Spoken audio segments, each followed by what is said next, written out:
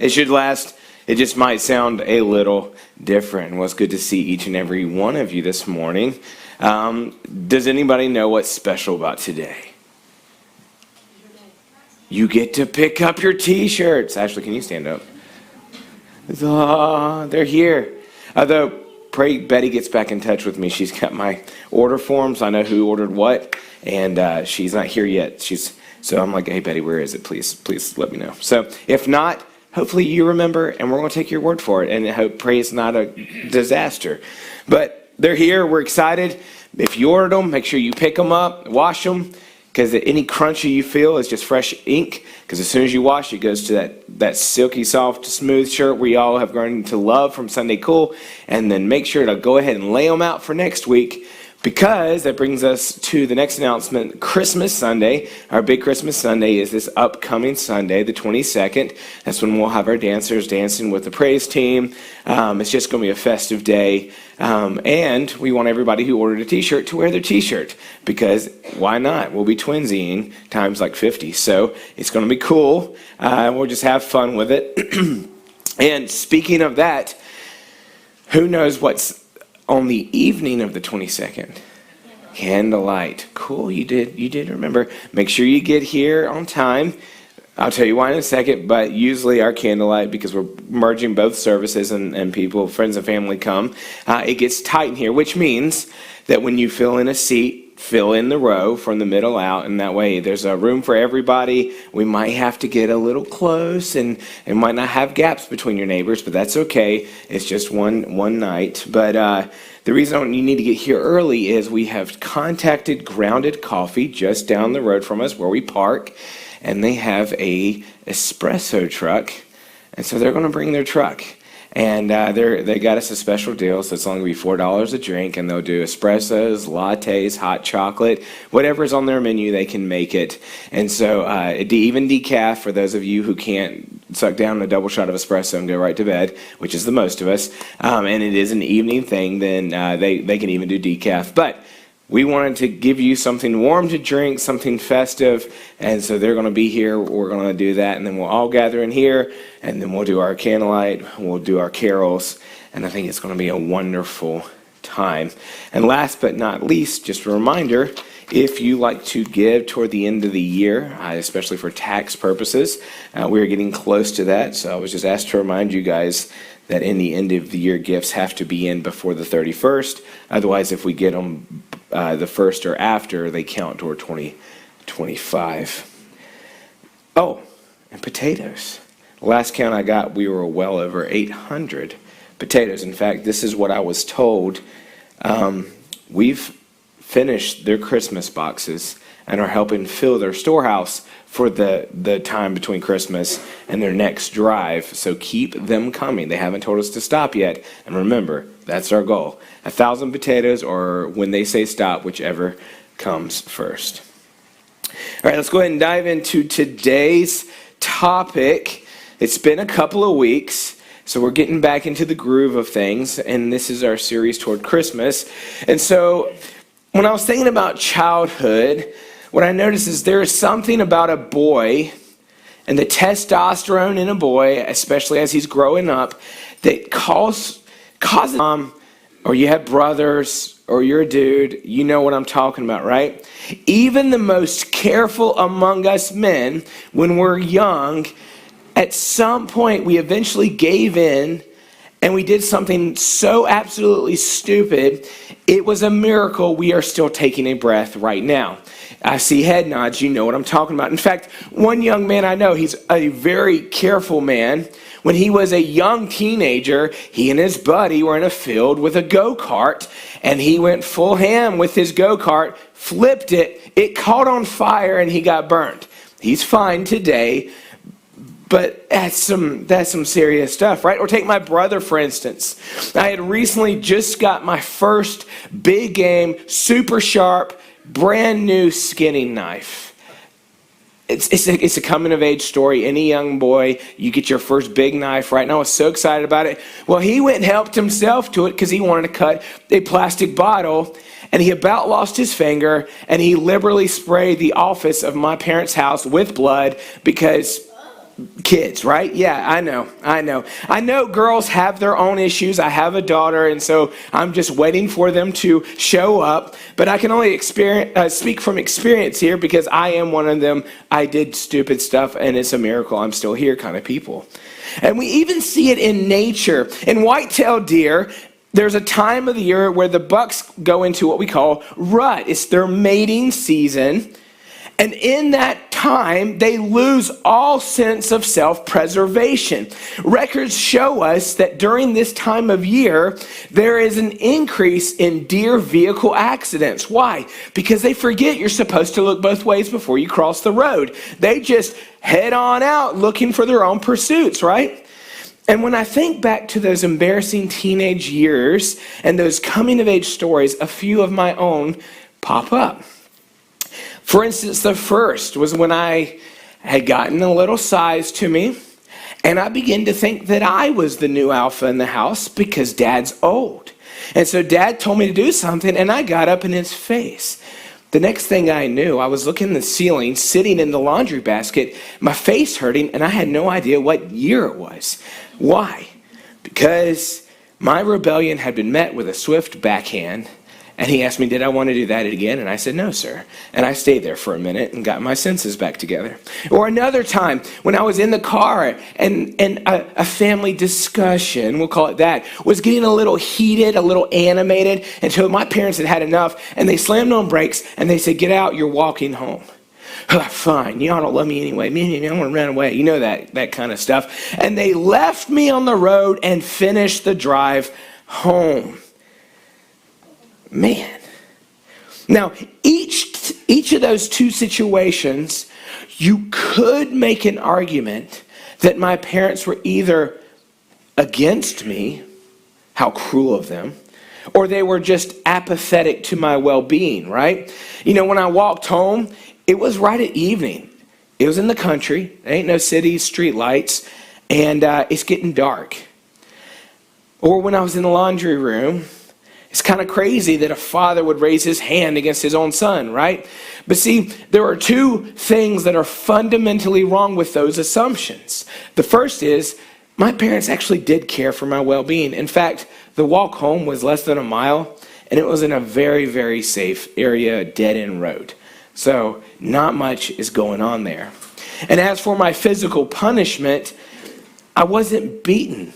This wasn't cruelty. It was a swift form of corporal punishment. Because in both cases, my well-being was never in danger. And the second false assumption is this. In each of those scenarios, they were instances of my parents instituting learning through experience. Because they cared enough for me to try and cut out that behavior early on in my life so I wouldn't grow up to become a menace to society. There's a saying, most of us know it. You can learn or you can feel. Yes, so you've experienced it too. Welcome to the School of Hard Knocks. I'm an alumni for 37 years now. But we know how that goes. And on both of those occasions, I had to feel. School of Hard Knocks, right? Now, I know it's been a few weeks since we started this series, and I want to thank Eric and Desmond for covering for my family while we took some time off. But now we're picking back up where we left off, and we're headed toward next week, which is our big Christmas service. And so, as we did with the first week, this week again today, it's a setup for what we're talking about next week. So let's start where we were 2 weeks ago. We looked at a passage from the book of Amos. Let's look at it together. Amos chapter 8, starting verse 11. This is what the book reads. It says, "The time is surely coming, says the sovereign Lord, when I will send a famine on the land, not a famine of bread or water, but of hearing the word of the Lord.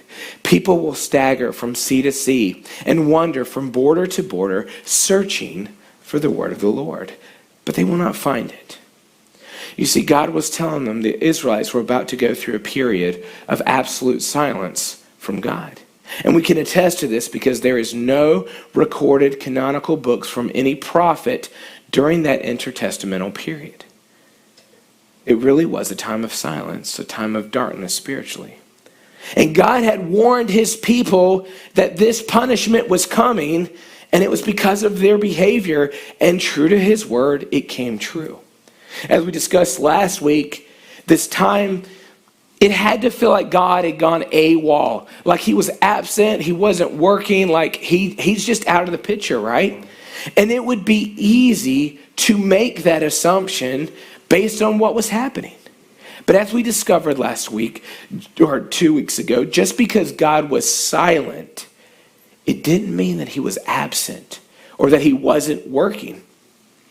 One of my favorite examples of how this is true, it's an example of this principle I get from Roger Worley, our executive pastor. It's one he uses often to demonstrate something.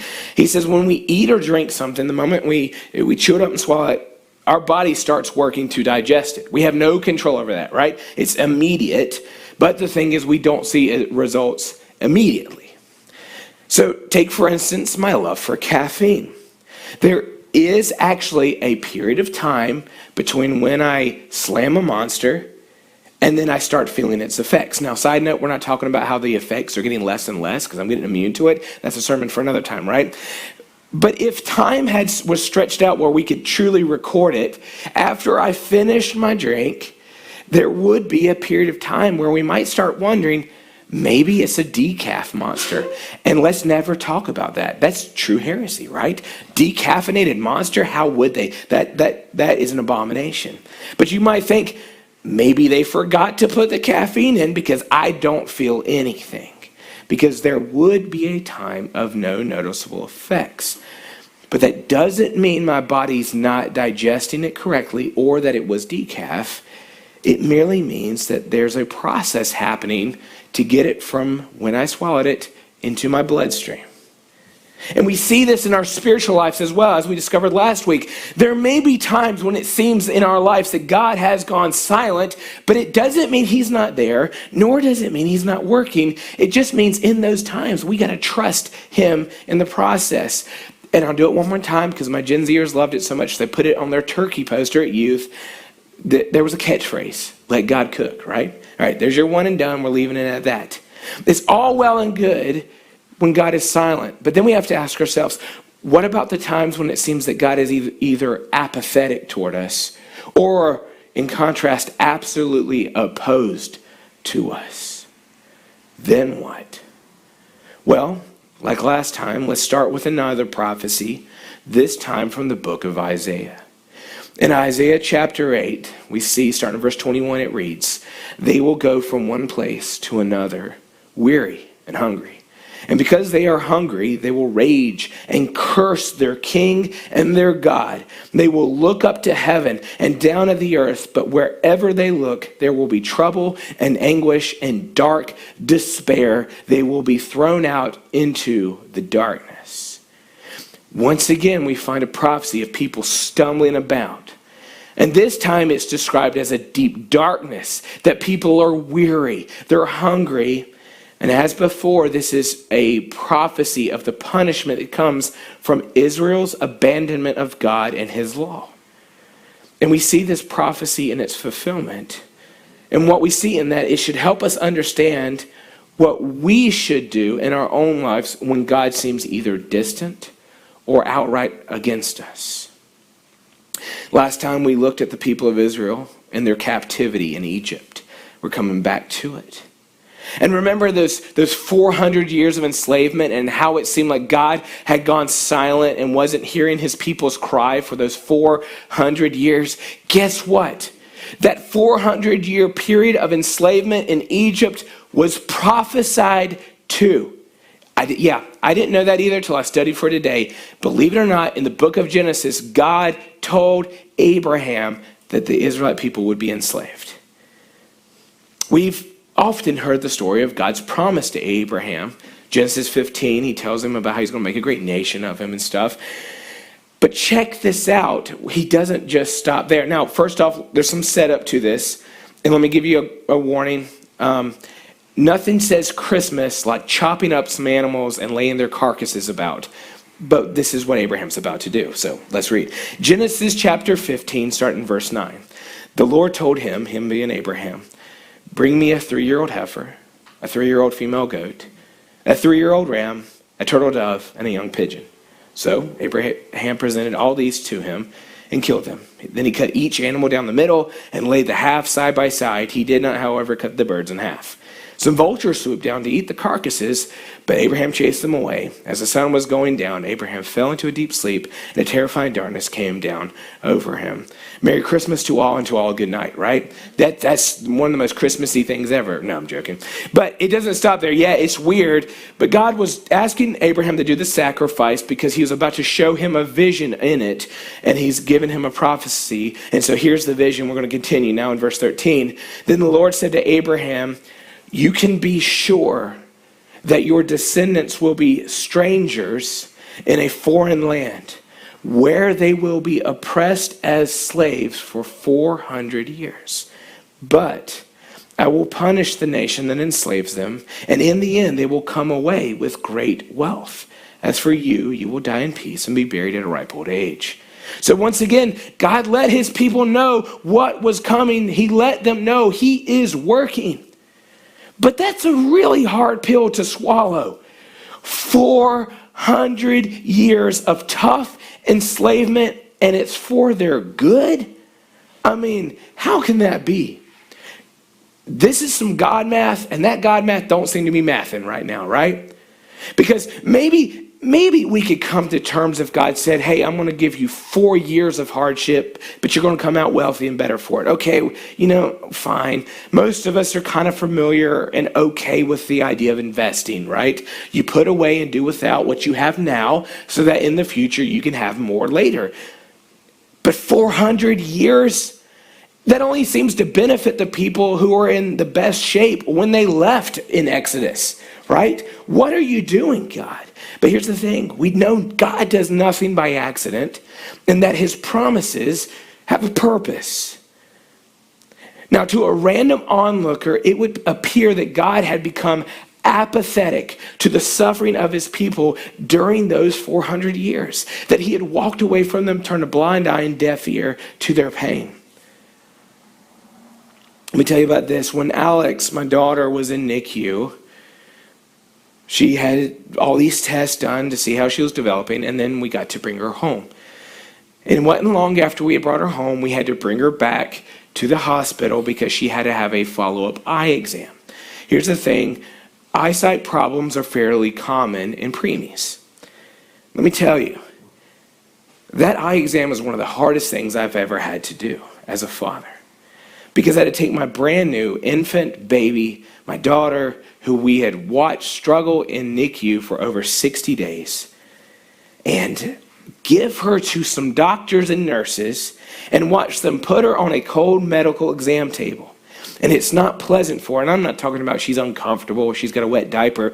No, they've got to be a little invasive, and it's painful. And she was screaming and wailing, and I just had to stand there and watch it. Honesty time. Inside, all I wanted to do was rush that medical team and knock out some fools for hurting my girl, but I had to hold that back. And it was a gut punch to watch.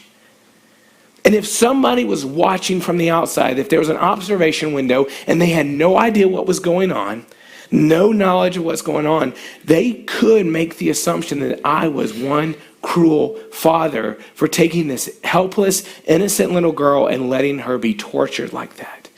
But you see, we knew this. Alex's discomfort was temporary, but it served to ensure that she was going to grow up as healthy as possible.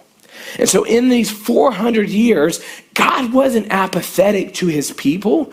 He wasn't cruel. He wasn't choosing to use the Egyptians against them.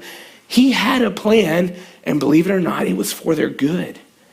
Now, we're going to continue this thought process, but we're going to rewind time just a little bit. And I want us to now look at this man named Joseph. Most of us know the story of Joseph, and his story actually is what leads us to the people of Israel being enslaved in Egypt. So for those of us who don't know about Joseph, or it's been a while since Sunday school, let me recap Joseph's story for you. So there's 12 brothers, right? And Joseph is daddy's favorite. He gets the drip that no one else gets, like that coat. It's rocking, man. Like, it is premium. They're getting mid, right? That's for my young ones. The old ones, you don't have to understand that one. I don't either. I just know that's the right time to say it. But he's hated by his brothers for this because he's dad's favorite. He gets the good stuff. They don't. And so a time comes, Joseph's around 17, and so he gets sent out into the wilderness because his brothers have been gone for a little bit doing herding work like they did. They're in the desert. They're nomadic. And so Jacob says to Joseph, hey, go check on your brothers. He's like, all right, cool, Dad, no problem. Joseph has no reason to worry about anything because he's his dad's favorite. And so he rolls out, see what his brothers are up to. They see him coming, and they're like, this is our opportunity. We've had enough of Daddy's favorite. We're going to get rid of him here and there, and then that way it all chills out, right? And so by the time he gets there, they attack him, they strip him of his coat, they throw him in a pit, and they're going to figure out what they're going to do with him. So like, hey, we're going to rip the coat, we're going to put it in animal blood on it because Dad's not a CIA agent, so he doesn't have forensics, so he doesn't know the difference between animal and human blood. So we're like, oh, Dad, an animal got him, boo. And then we'll all be sad for a little bit, and then we'll move on, and we'll do something with Joseph in the desert. No one's ever going to find him because it's the desert, right? Well, while they're contemplating, a few of them say, hey, let's not kill him. Look, there's some caravan traders coming. Why don't we just sell him into slavery? We'll pocket some cash, and then they're going to take him away, and we're never going to find him, right? There's no GPS. He ain't getting back home. This is great. And so they do. They sell him, and they take him off, and now he is a slave, and he is transported from the desert to Egypt. He's sold to a man named Potiphar, and then Potiphar puts him to work. But Joseph is a blessed man, and so Potiphar can see that, and so he makes Joseph the head of his house. Now here's the truth.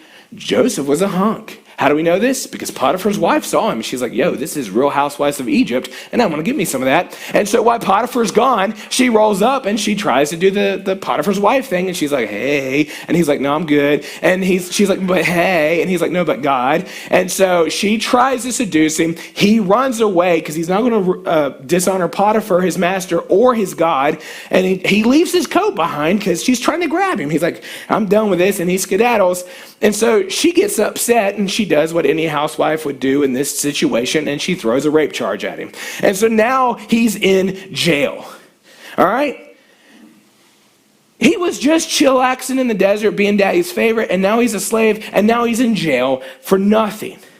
And he stays in jail for a while. Then he gets some cellmates who have some weird dreams. They must have eaten something rotten before bed. But Joseph's like, no, it's cool. I got interpretations for those dreams. And one guy, hey, I'm sorry, you're going to die. And the other guy's like, hey, it's no big deal. You get to go back and work for the Pharaoh. And he says, but I tell you what, can you tell Pharaoh about me, man? I've been in this jail for a real long time, and I did nothing wrong. Can you please get me out of here? And the dude's like, yeah, for sure, man. I appreciate you giving me this hope. I'm definitely going to remember you. He definitely didn't remember him. He's like me, memory of a goldfish. As soon as he got out of jail and he saw something shiny, Joseph who? Right? And so more years go by, and Joseph is still in prison until Pharaoh has a dream. And no one can figure out what Pharaoh's weird dream means until the guy's like, oh, I had a weird dream once. Oh, there's a Joseph I was supposed to tell you about. Let me tell you about Joseph. So they bring him in. He interprets the dream. And through that, he's able to give Pharaoh advice to protect Egypt from a coming famine.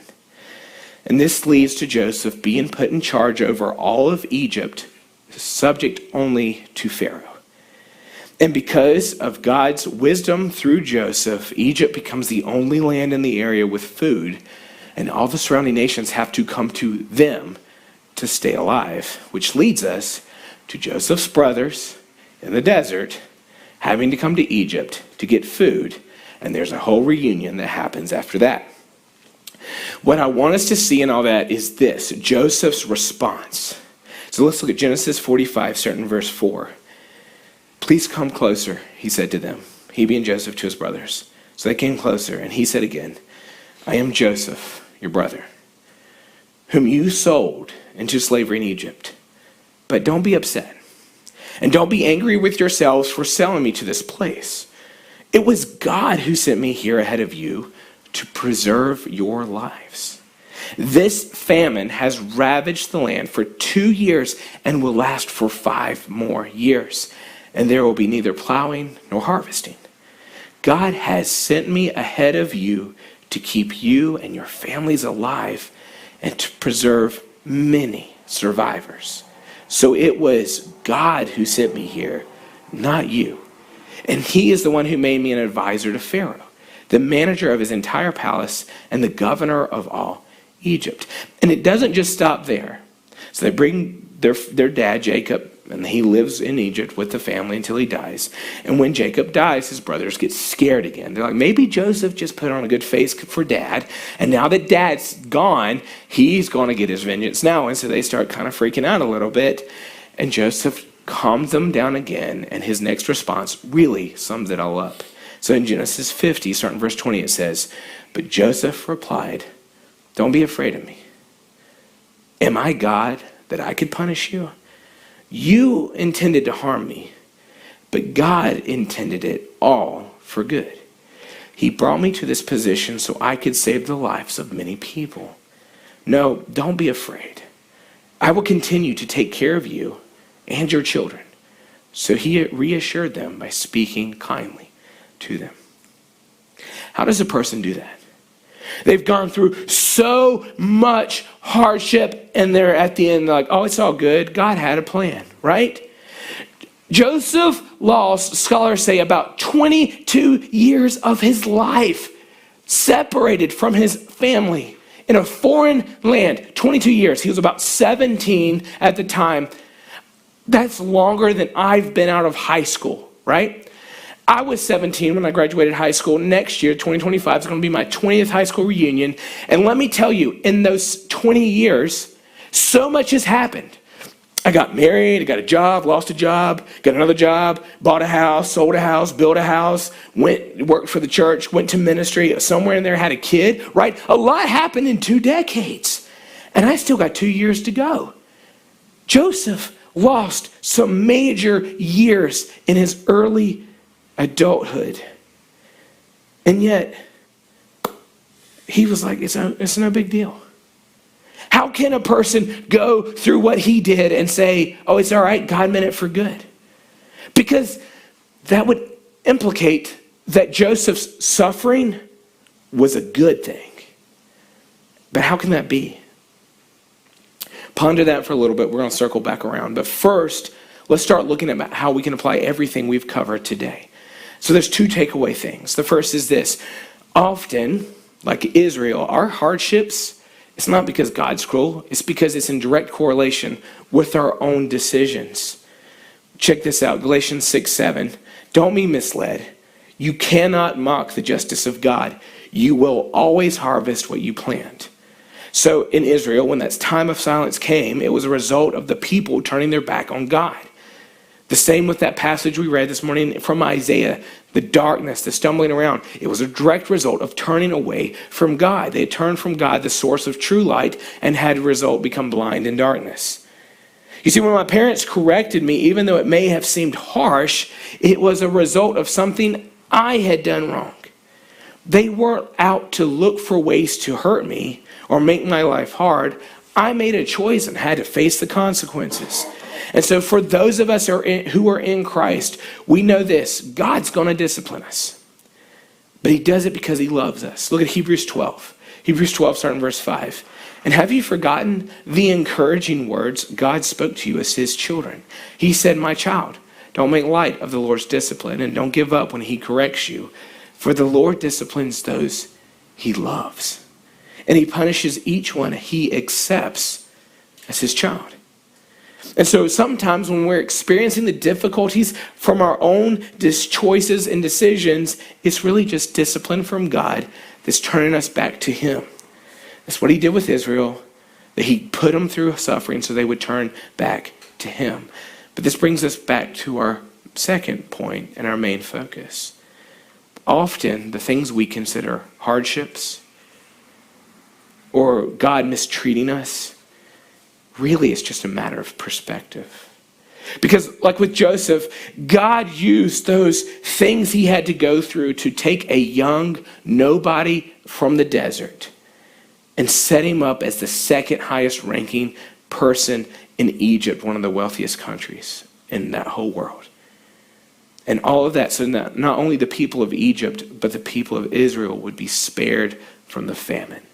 You see, Joseph is the grandson, a great-grandson of Abraham. His father, Jacob, was the grandson of Abraham. And Abraham was the one to whom God had made a promise to make a great nation out of him.